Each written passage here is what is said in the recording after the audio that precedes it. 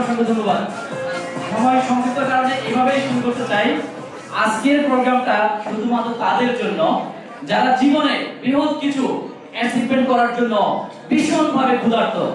শুধু একটাই চাওয়া, অ্যাচিভমেন্ট অ্যাচিভমেন্ট অ্যাচিভমেন্ট।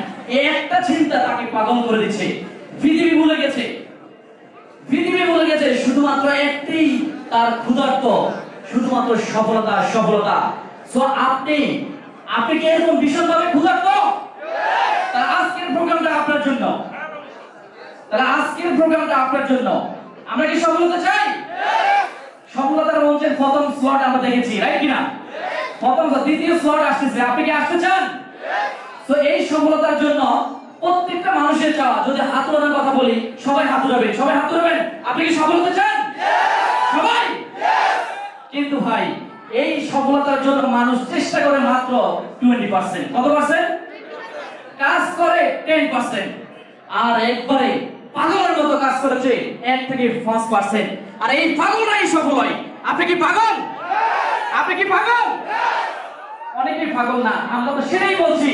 1 থেকে 5% মানুষ পাগল হয়, আর এই পাগলরাই সফল হয়। আপনি কি পাগল? সত্যি আপনি পাগল?